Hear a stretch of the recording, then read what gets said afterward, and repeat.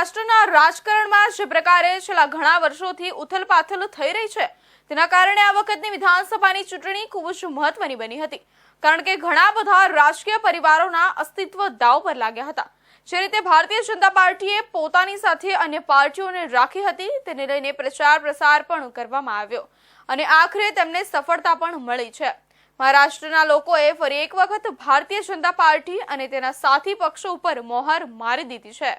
મહારાષ્ટ્રમાં જે પ્રકારે રાજકીય પરિસ્થિતિ જોવા મળી હતી, એનસીપી અને શિવસેનાનો આંતરિક વિખવાદ અને તેમાંથી ઊભા થયેલી લડાઈ બાદ આ વખતની મહારાષ્ટ્રની ચૂંટણી ખૂબ જ રોચક થઈ ગઈ હતી। એનસીપી શરદ પવાર જૂથમાંથી છૂટા પડી અજીત પવારે પોતાની લડાઈ શરૂ કરી। પક્ષની સામે જ બીજી તરફ શિવસેના ઉદ્ધવ ઠાકરેની પાર્ટી સામે તેના જ એકનાથ શિંદે સામે લડાઈ શરૂ કરવામાં આવી હતી।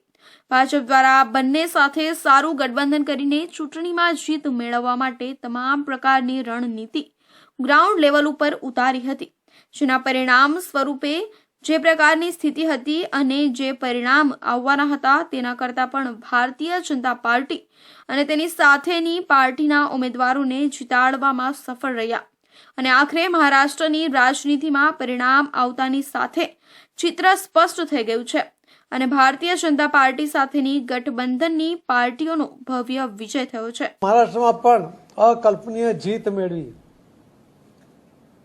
કોંગ્રેસ, એનસીપી અને શિવસેના આ ત્રણેયની સામે અસ્તિત્વનો સવાલ આવીને ઊભો છે।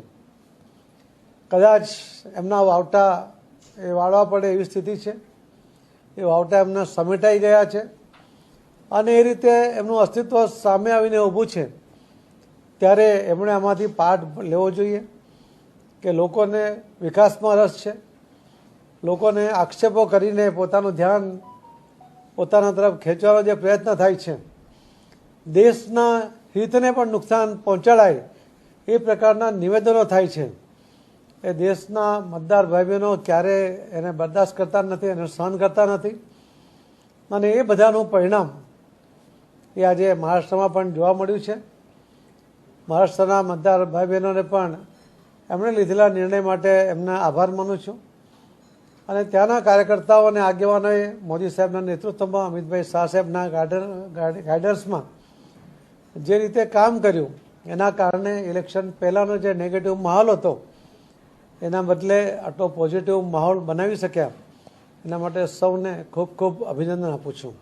મહારાષ્ટ્રની વિધાનસભાની ચૂંટણીનું આવેલું પરિણામ બાદ પ્રદેશ પ્રમુખ અને કેબિનેટ મંત્રી CR પાટીલે પોતાની પ્રતિક્રિયા આપતા જણાવ્યું કે આ વખતે જે પરિણામ આવ્યું છે તેને લઈને ભારતીય જનતા પાર્ટીના તમામ કાર્યકર્તાઓને હું ખૂબ અભિનંદન પાઠવું છું। આજે મહારાષ્ટ્રના રાજકારણમાં કેટલીક પાર્ટીઓ પોતાનું અસ્તિત્વ બચાવી શકશે કે કેમ તે તેમનો પ્રશ્ન ઊભો થઈ ગયો છે। તેઓ પણ હવે સમજી ગયા છે કે તેમનું રાજકીય અસ્તિત્વ કેટલું બાકી રહ્યું છે। વડાપ્રધાને એક રહેંગે તો સેફ રહેંગેનું જે સૂત્ર વહેતું મૂક્યું હતું તેને લોકોએ સ્વીકારી લીધું છે। મહારાષ્ટ્રની મતદારો ખૂબ જ સમજદાર છે અને તેમણે વાત સમજી પણ લીધી હતી અને તેનું પરિણામ છે કે આજે ભાજપને વિજય મળ્યો।